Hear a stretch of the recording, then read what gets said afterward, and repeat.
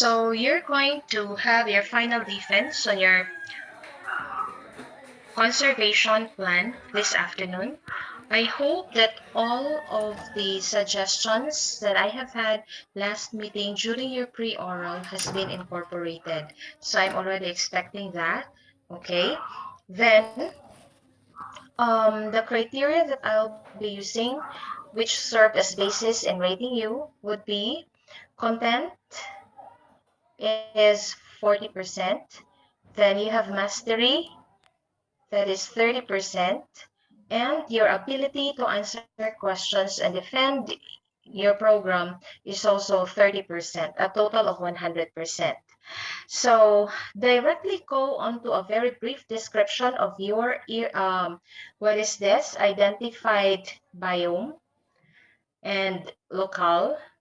And then with regard to the presentation of your slides, please just introduce what is the content of the slide, but not mere reading on what's going to be the written words there. In other words, it's just going to be the summary per slide so that we won't be taking long of your time. Okay, am I clear? All right, so you may now begin.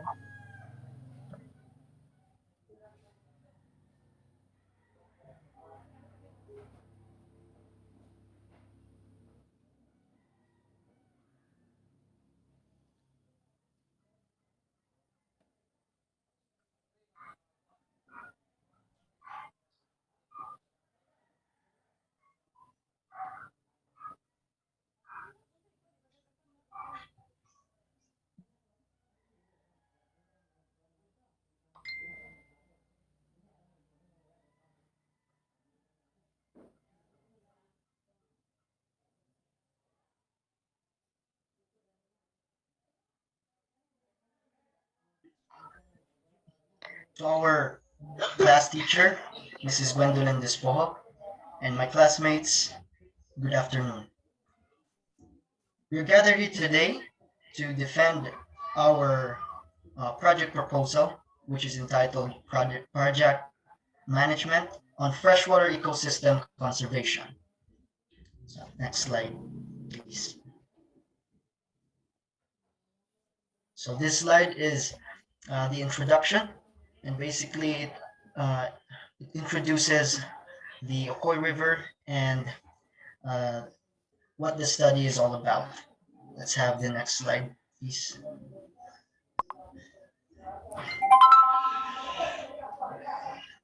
So, a brief description of the Ocoy River.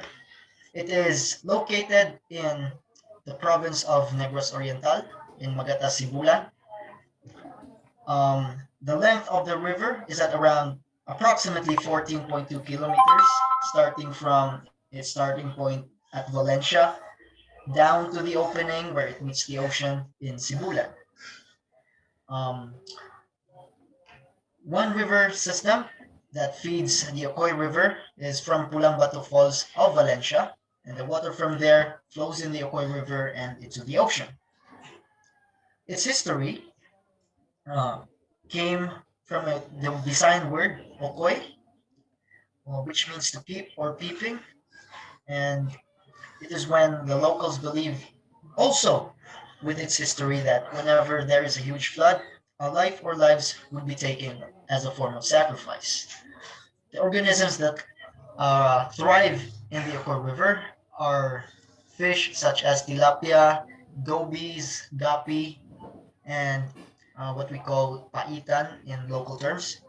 Some freshwater crustaceans such as crawfish or ulang and little crabs.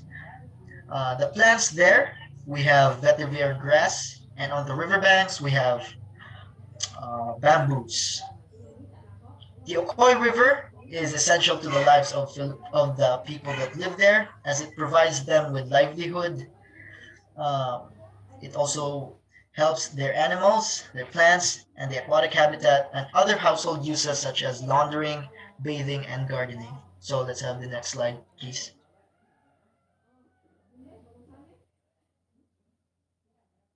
Here are some clips of the Ocoy River. Please go play, May. Thank you.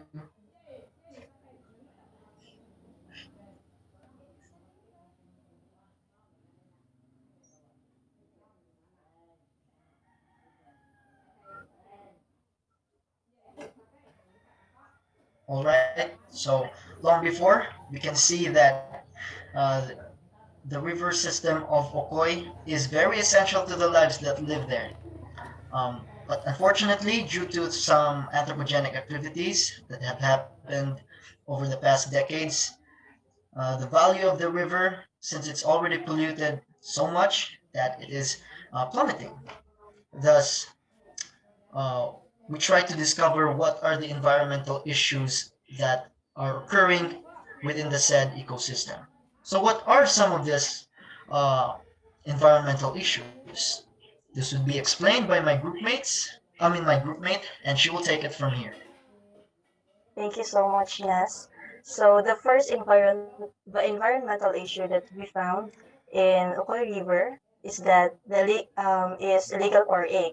So in Ocoy River, there is sand and gravel quarrying, and those sand and gravel that they quarried will be sold to people who are seeking for a lower price. Also, illegal quarrying being done in areas upstream, particularly in Valencia, significantly contribute to the massive flooding that will greatly damage lives and livelihood. So I don't know if you still remember Typhoon Sendong, but it was that typhoon that killed 22 people there in Ocoy because of the flood. So next slide.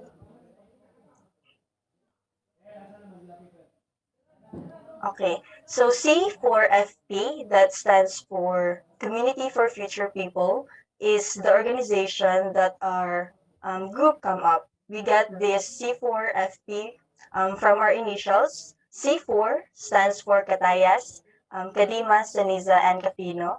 F stands for Friolo, and P stands for Pascua. So we somewhat base the name of our organization from our initials.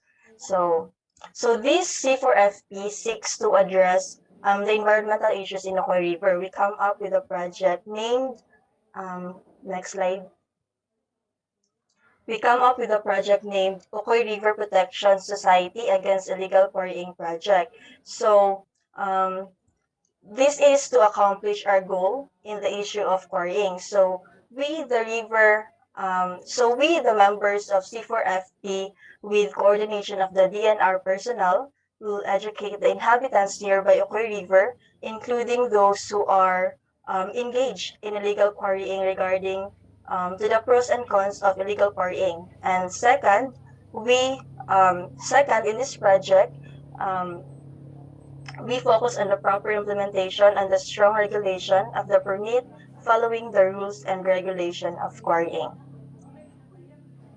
Next slide. So next is about the rules and regulation. But before that, the one will also help in implementing the rules and regulation are our organization, which is the C4 Future People. So there will be formation of Banfay Ocoy with collaboration of the NRO for the strict observance and monitoring of quarrying.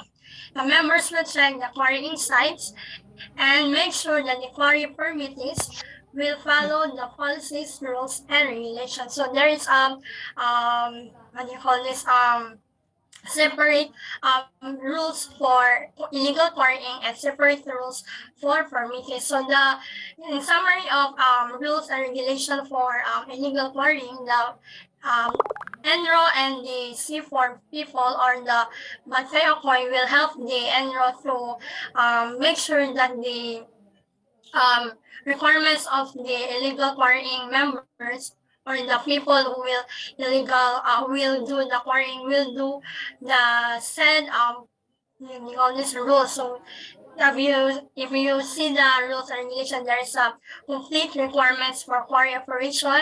It must not exceed to the given time, which is the 9 a.m. to 5 p.m. And there will be also scheduling like MWF and TTH. And if these rules will be violated, there will be violation. Like first offense is 5,000 ang ilang imbayan, and for second offense is 10,000, and third offense is 15,000. Same thing for the illegal permit fees, like rule. So we put there in the legal permit fees rule regulation are they must be a legal age and a legal citizen of the Philippines. And before extraction, the permittee should have a notice before proceeding the excavation, and the permittees will be responsible and liable for damages. Okay, can we cut this one? Are these rules from you? Yes, miss. Diba there is an identified rule set by DENR? Yes, miss. Kumbaga, ni-relate po ni atong rules based sa, Republic Act of 1942, and then we come up of our own regulation po na meet po sa Republic Act 1942, ma'am. Okay, so can you just summarize what these rules and regulations are all about? Dili So, na nato i-read one by one. Okay, so the rules of this regulation is to avoid the maximum pag-quarry nila, and then they will have offense like kapag i-mention ng mga prices, and then napon sila allotted time, like naroon sila yung time nga like 9 a.m. to 5 p.m. and then naroon po is specific nga din kung kano sila mga illegal quarries. So which is katong MWF and DPH. You're mentioning about kano sa sila mo illegal quarrying. How come it's going to be illegal why in fact they're following the rules and regulations? Kanang kuan is ma-legal sila if makuha na permit, and then lalo sila specific nga date kung kano sa sila mismo quarry.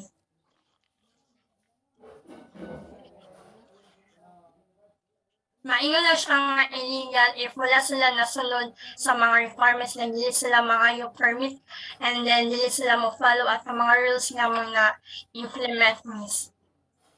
Okay.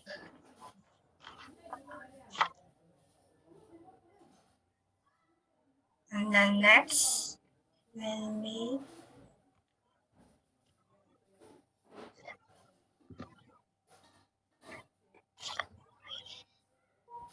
Hello, yan, madumubra ko yan.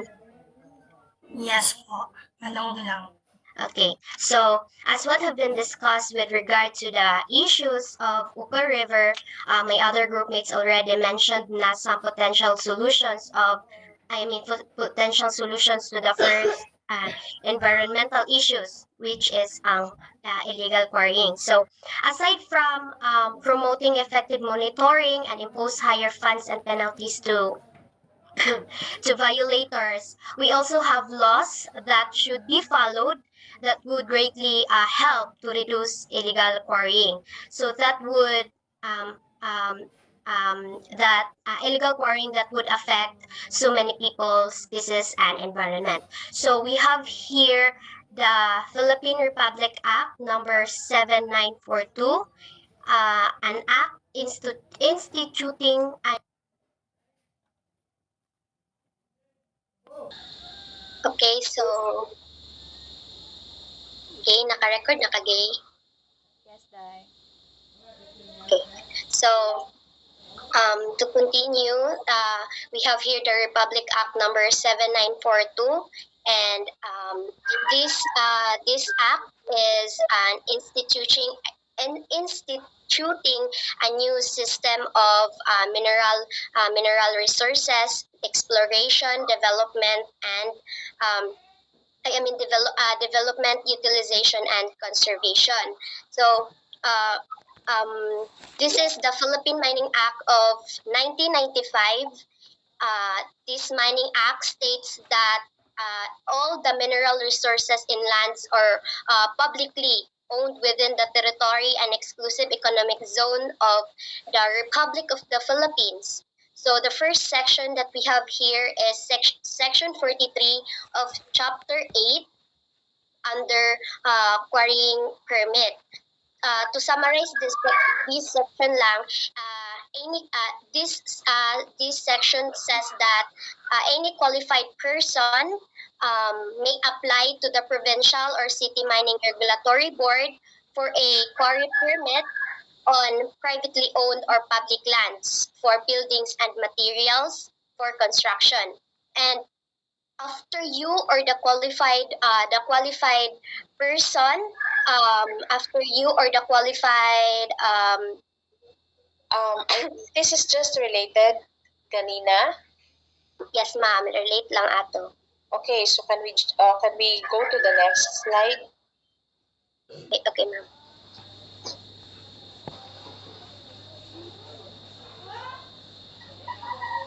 So now let us have the Republic Act number 7942, section 64 under mine labor.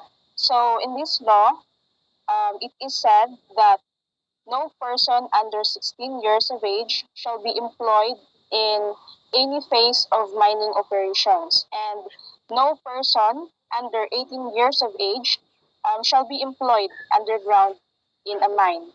And then we also have the Republic Act number 7942, section 65. Now, I think this does not relate to your quarrying solution, because you cannot regulate those people who are quarrying there. You cannot tell them to stop.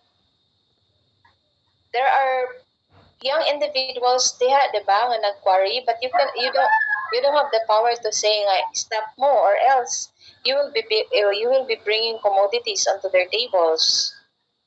So marag dili kayo siya mo relate. This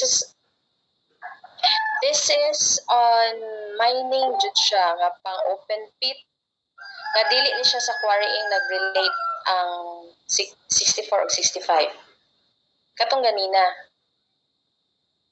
Okay.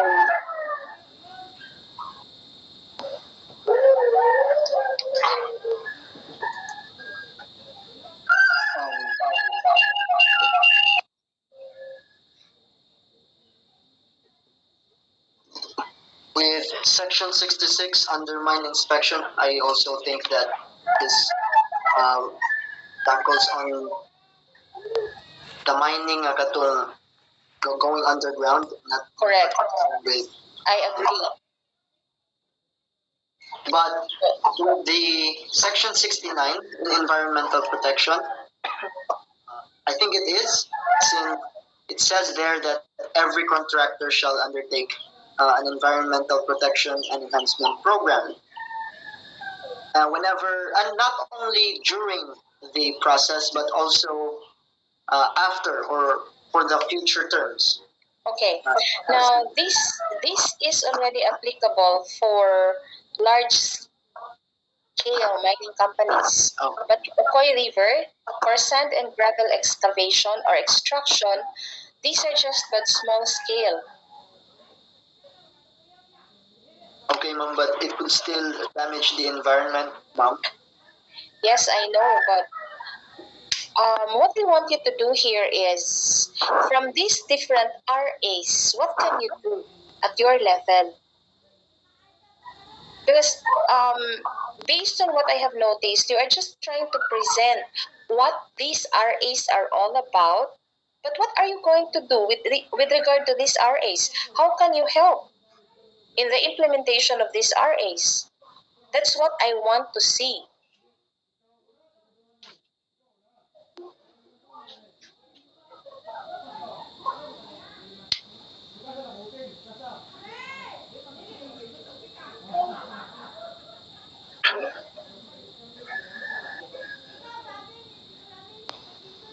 Okay now.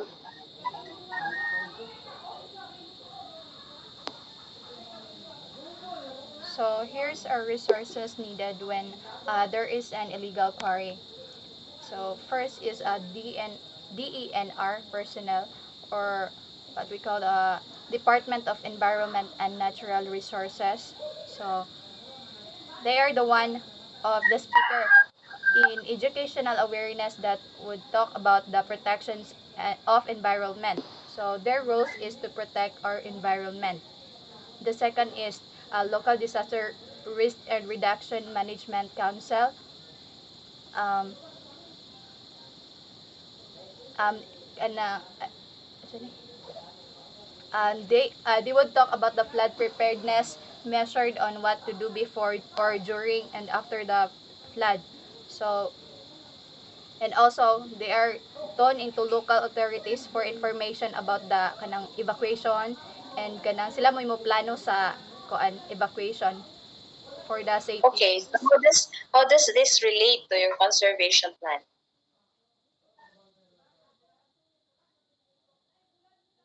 The preparedness measures. It's related. With this, Sige, Day. maka-help siya, ma'am. Kay if ever na ay kanang especially kanang magabi ma'am nga magusog ang baka. Yes. So ma-prepared sila, ma'am, aware sila, ma'am, nga kato magapuy, especially kato na yung mga anak na Yes, mga okay. gagmay. I am already there. But what we're trying to solve here is your conservation plan. I want to see the conservation plan and how you implement this. We have your focus rata with regard to LDRRMC person. You can, okay, why not approaching your LGU? That's the very basic step, the very first thing that you have to do. Because you cannot connect directly to DNR and NRO.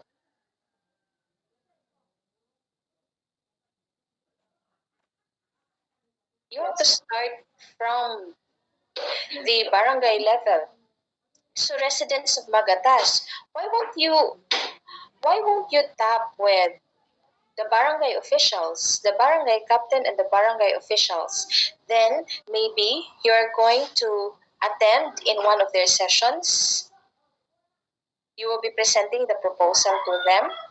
And in such a way, they already have an idea on what you're going to do. And since you are asking help from them, they will be the ones to send letters now to these different agencies like the DNR and NRO so that they can get something like support. So that in turn, they can also support your project, your program.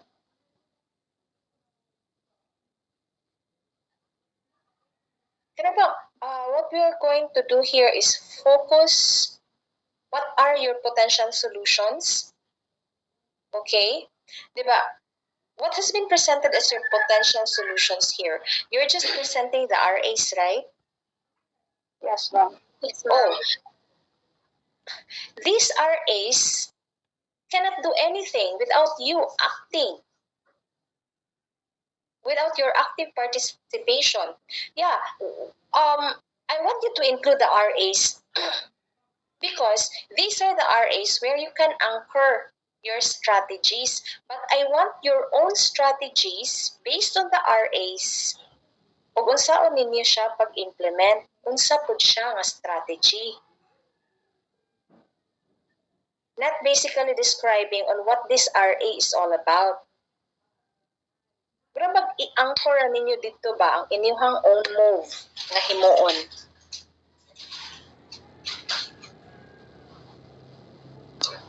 Diba, last time, as I remember, on quarrying. Yes. Now, this is already a problem, long-time problem na ni siya, which has not been solved. So, you, as a student, how will you minimize the impact now of quarrying? I understand why you included here LDRRMC. It's because you're concerned with the flood, which could be an aftermath of quarrying, right? Am I Yes, right? ma'am. Yes. So you have to look for a strategy on how you can help lessen this problem on flood. So reforestation, or you can also have native vegetation, planting native what is this vegetation, just like several species of grasses in which their roots could really anchored. Yes, ma'am. We have that, ma'am, in our ma'am, pollution like solution, ma'am. Why in pollution? You can also put it here. Sa quarrying. Quarrying should not only be centered to RAs. as I've said, your RAs will only serve as basis siya sa imong strategy nga gihimo. Like for instance, you were able to mention about collection of fines.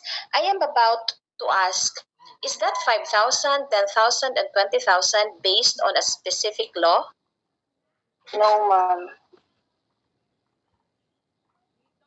You're the ones Yes, ma'am. imposing it? Yes, Oh, see, dili siya pwede. Because it has to have an RA, which should be the base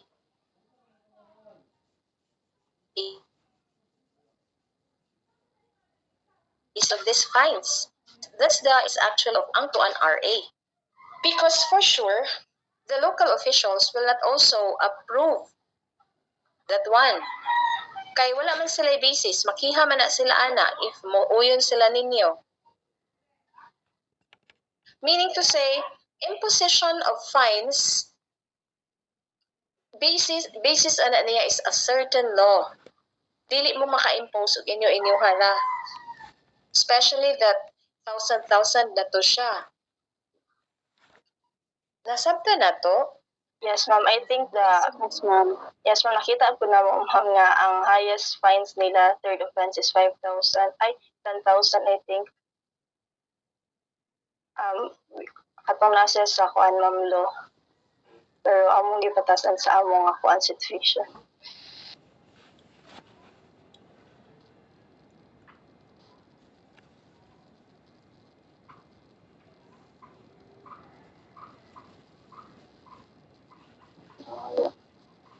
Nawala si ma'am.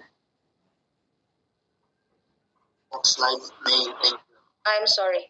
Okay. Ganihar mo makadungog nako? Yes, ma'am. Takot lang ma'am. Asa ko nadunggan ninyo and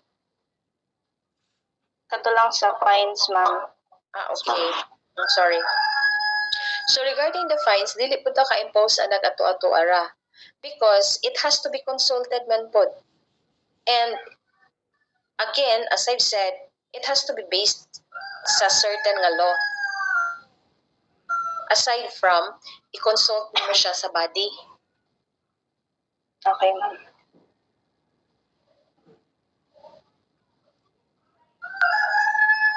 Dayon, look at your enroll. In collaboration of the Bantay Okoy members, who are these Bantay Okoy members? Among organization, ma'am.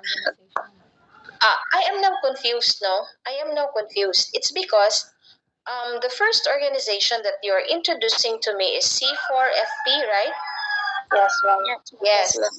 And then, you also have introduced Okoy Protection Society. Then you have your Bantay Okoy. Kaning Bantay Okoy means ma'am ay under niya sa mga organization. So, ito mag-monitor mi ma'am means amang tawag ato kay Bantay Okoy ma'am.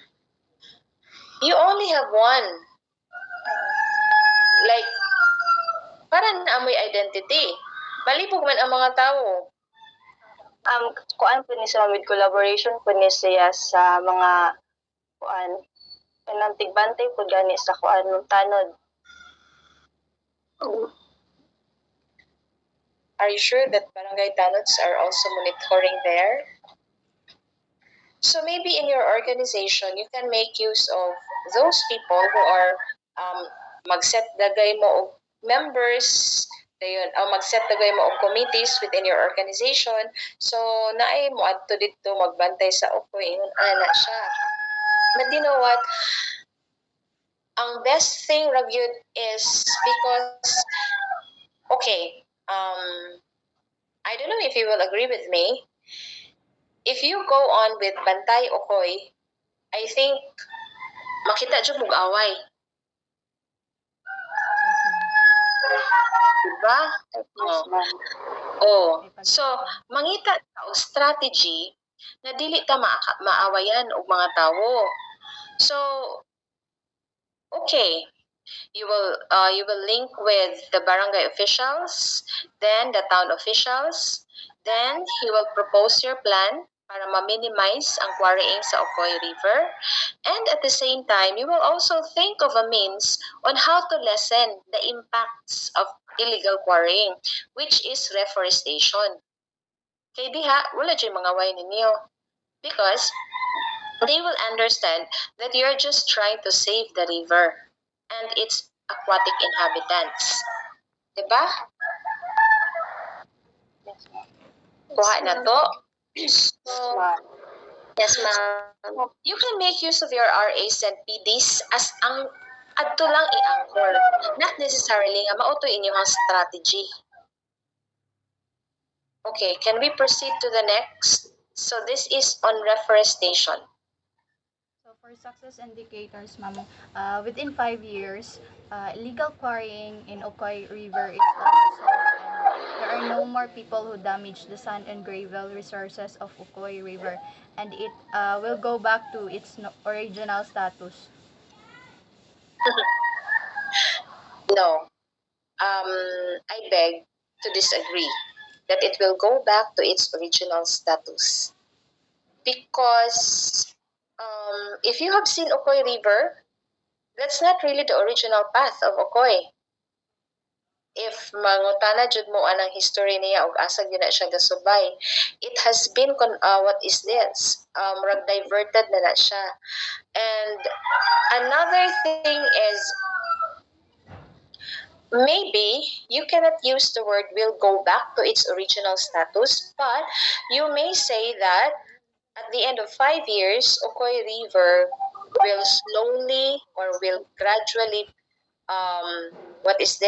restore its plant and animal species.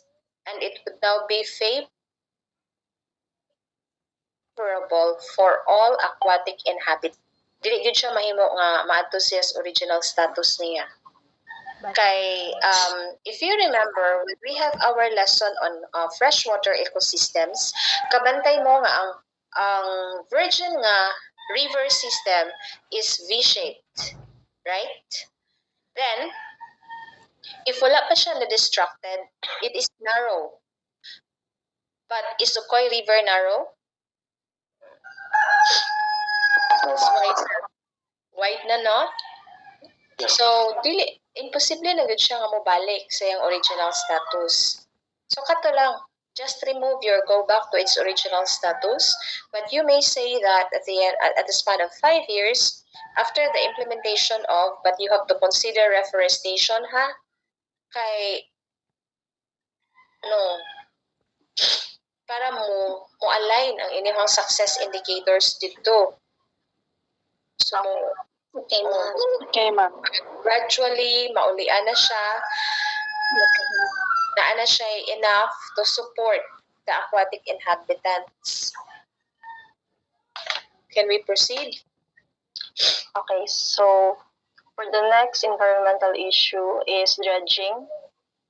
Sa unang Ocoy is dili ni same sa present, but because of dredging, nilapad ang Ocoy karon and reroute ang tubig. So dredging is the process of removing accumulated sediments. So they suck up or gather the unwanted sediment and debris to provide more suitable habitat for fish and other wildlife, and also to prevent from spreading contaminants to sediments and debris from either the bottom or side of the river.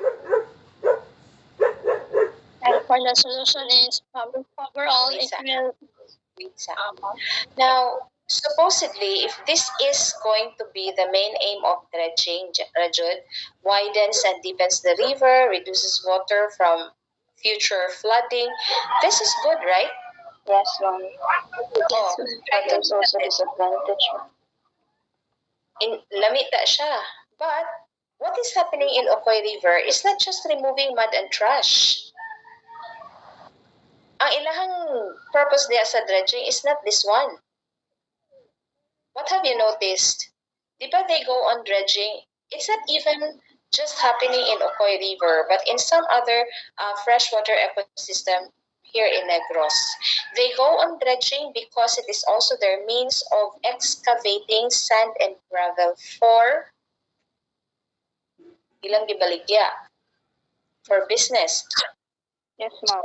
Ingon ana ang ilang gibuhat. So, okay. Kanang para sa hollow blocks, ma'am. Ana. Now, so that this will come out as a problem, ang dredging, kuan ka, inyong ibutang ini is not the definition, which is so ideal nga naa sa libro, according to what you have observed ni siya, nga ang dredging, so dredging in Ocoy River is made to excavate more sand and gravel for business purposes. Okay. Inana siya. Oh, kay ug tan-awon ni nato, this is not a problem. It is even a solution to flooding, right? So dili siya environmental issue. So you have to see to it nga ang mo-appear diri sa iyang description is ni come out nga ang dredging activity happens to be a problem already. Alright, Okay. ma'am. Sige. So, sa mo ang solusyon nga na imo, ma'am, kay naing careful planning and selecting, which is kung asa na lapit ang dredge operator, and then mag-propose of schedule. And then C4, ang organization kay matabang sa DNR. Diane, can you please communicate in English? Sorry, ma'am. So, our solution is about summarize about careful planning in which area that the operator will dredge, and then it also includes in solution the proposal of when is the time that they will dredge, like 10 a.m., 3 p.m. only, and then the C4 FP, which is our organization, will also have the DNR to facilitate the operator of dredging in checking the proper requirements, and then in orienting the people in Magatas about the pros, cons, and do's and don'ts of dredging. So that's all for our solutions. We come up, ma'am, with the collaboration also with the DNR, ma'am.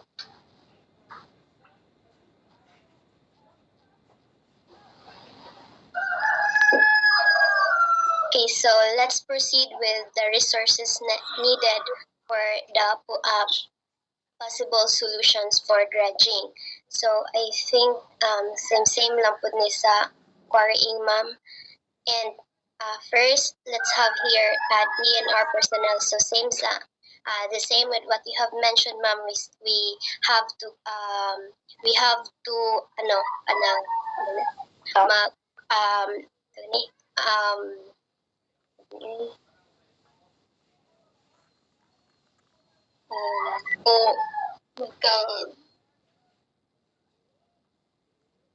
ato sa daan sa barangay before we will collaborate with this DNR personnel. So here we have here the DNR personnel. So we will conduct, or the DNR will conduct a orientation, and they are one of the speaker in educating the dredge operators that would talk about the positive and negative impacts of dredging, as well as its do's and don'ts. Next, we have the C4FP organization, which is our organization. They are the ones who will be assisting and facilitating the DNR if the operators or the companies are following the rules implemented. So our organization will help the DNR during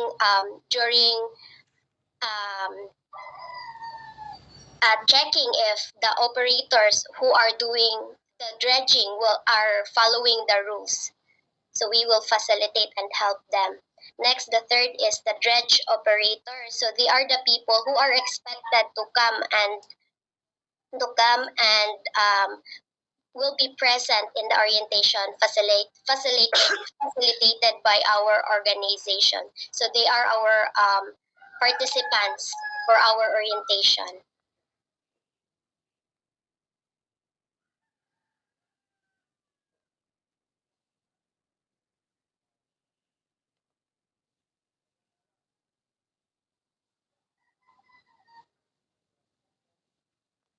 So for our success indicators, within the next 5 years, huge floods will almost have little to no effect on the lives of the people living near the river. Since the riverbed is now deeper and wider, water can now flow without having to reach the houses that are nearby.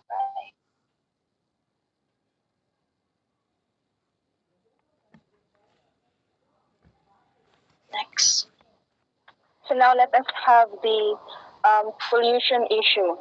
So based on the research project of Dr. Orassion's team of Silliman University on October 14, 2019, and it was stated there that there is a high level of coliform, which is the bacteria in water, associated with environmental contamination from feces in the river. So with Is this Okoy River? yes, ma'am. What was the title of his article?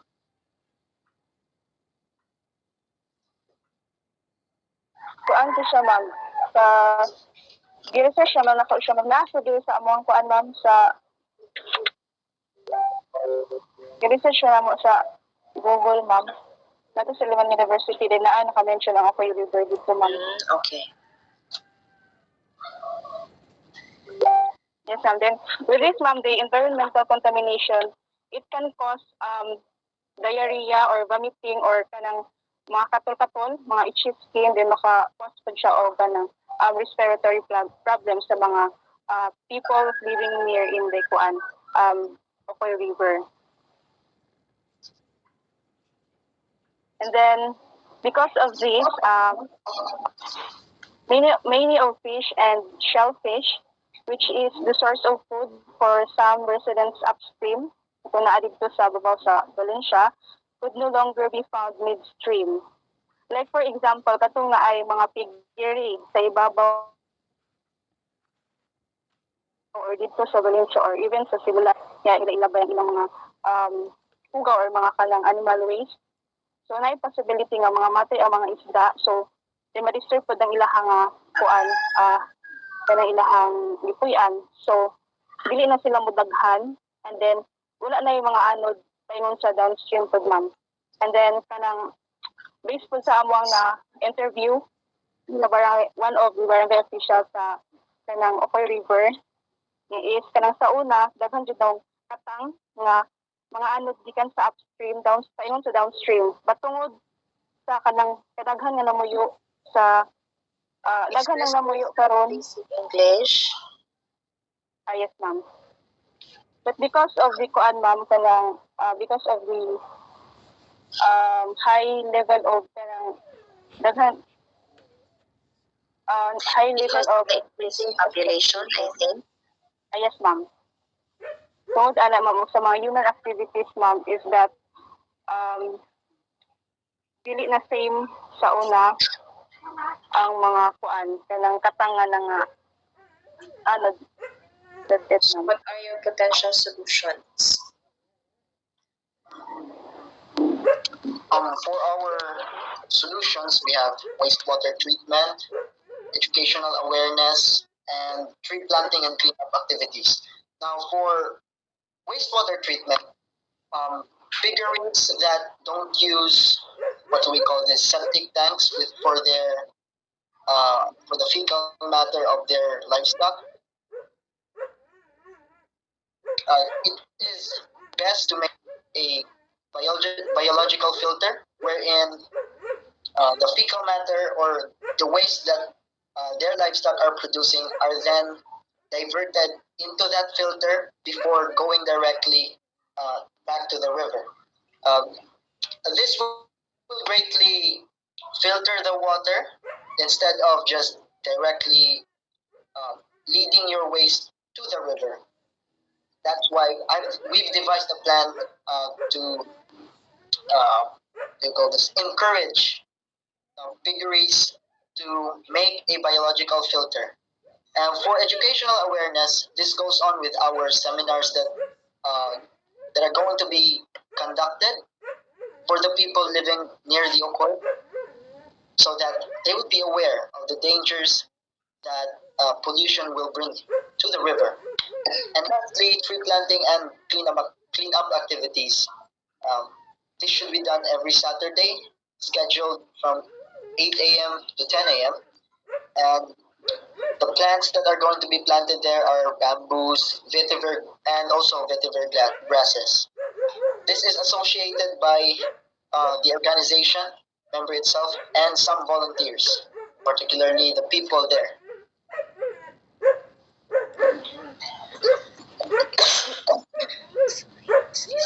So for the resources needed in pollution, we have DENR personnel.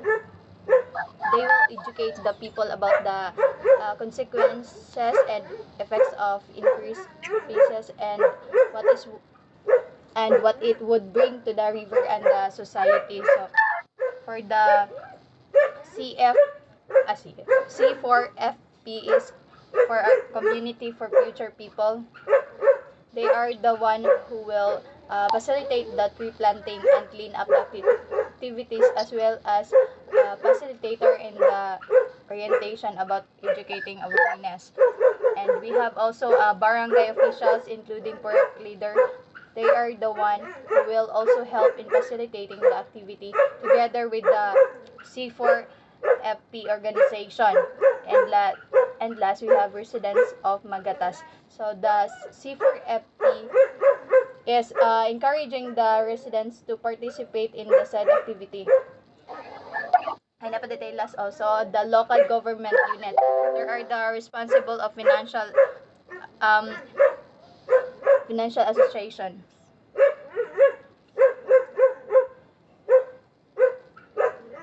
So next, for the success indicator. Okay, I'll just cut short your presentation because it's already 2:30. Now, based on the different strategies that you have presented to me, how can you materialize those? Each one of you should answer. How can you materialize those?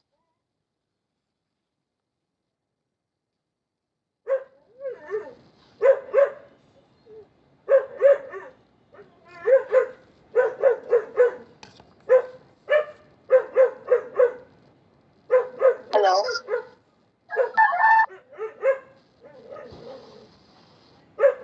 Yes, were you able to hear my question?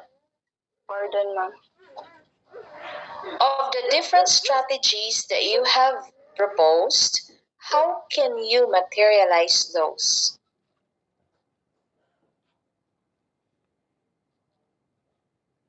For my opinion, ma'am, we can materialize those different strategies that we have shown and implemented by asking for help in the municipality of Nasimulan as well as the DNR and for those different personnel that we have included in our proposal. Because without their help, ma'am, I don't think so that we can manage to do the proposal that we are making, because as you can see, we are just students, and then we have no power in what do you call this, telling the people in Magatas who are doing the different environmental issues to do and to make them obey to us in our opinion about the possible risks that will happen if they still doing or continue to do those environmental issues. So I believe that strategy that we are going to do is what do you call this, will have a great impact if the municipality and those personnel are willing to collaborate to us or help us, ma'am. Ako, ma'am.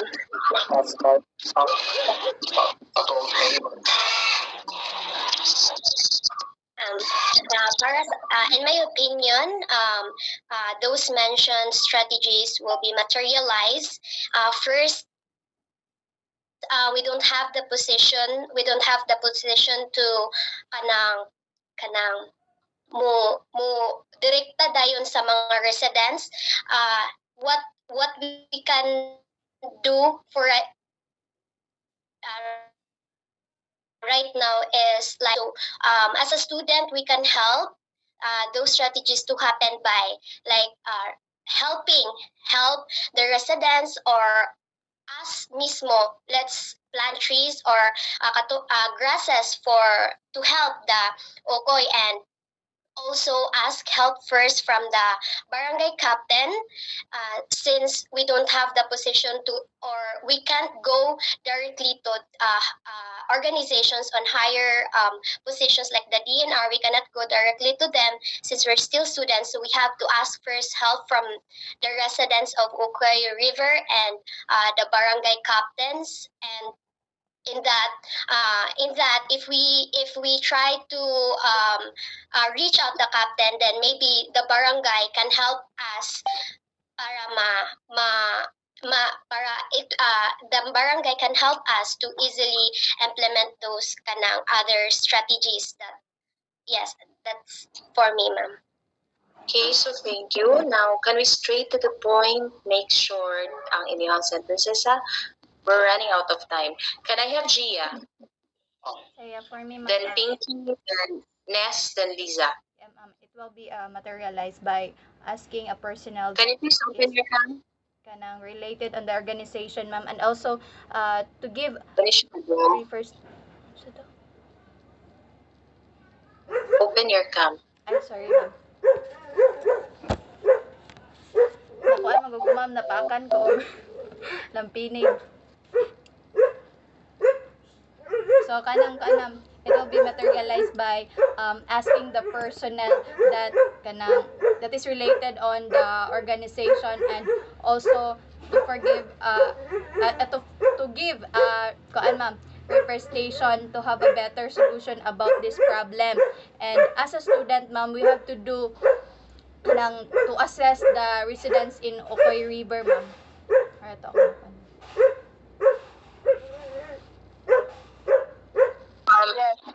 Please come again.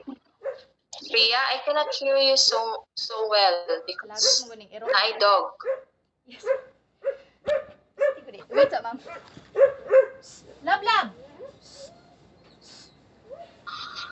Okay, while waiting, can you, Pinky? Naan ako, ma'am. Yes, ma'am. What is it again?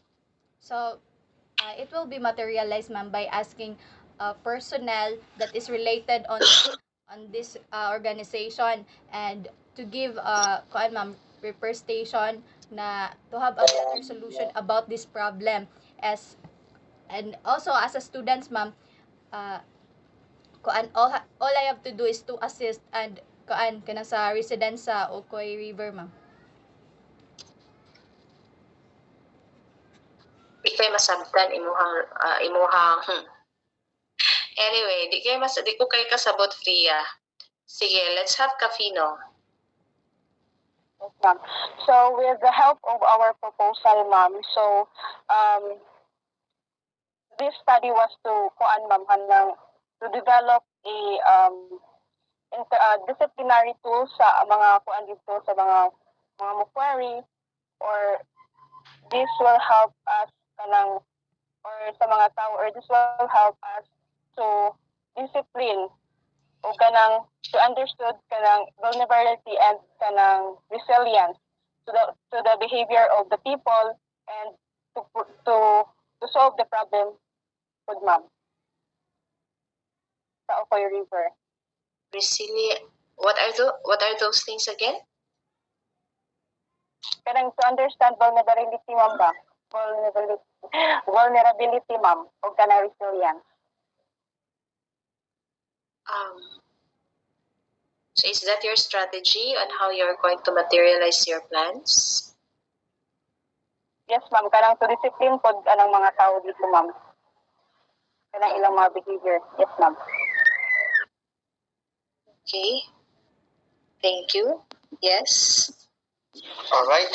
So my take on this, in order for these plans to be materialized, I think it should start from myself. I will commit that I will not do these things and I will be disciplined. And then after that, I would refer to the most accessible media that anyone can go. We've got social media, such as Facebook, the internet. we're going to capitalize on that and spread the news, get a wider range of people that we can reach out, and in this way, these solutions can be materialized then. Thank you, Ness. Okay, so in addition from what they have said, the only thing we can do, or the thing that we can do as a researcher or as a student, and as the and from the proposal that we recommend, is that first we will tap the organization such as the barangay officials as well as the LGU, and ask for their assistance for their recommendations and how we can improve on, and for how we can strengthen our solutions to be it more effective to the issues that the Ocoy River residents encountered, ma'am. Okay, thank you so much, Lisa. All right. Thanks for those suggestions and answers for the implementation and its sustainability. So, Ness has a very good idea. Social media will do, right? Especially during this pandemic. Yes, you can have infomercials.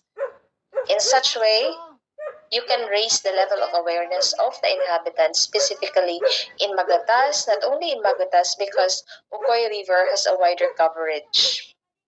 So thank you so much.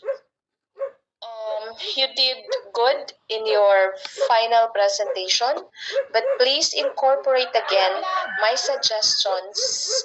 What are the things to be deleted and what are the things to be added? Okay? That is for your final output. So thank you, everyone. I suppose to ask more questions, but we're limited sa time. Okay? So it's already 2:30. So thank you so much. Bye for Thank you so now. much, ma'am. Thank you, Thank you, ma'am. ma'am. Bye, ma'am. Thank you.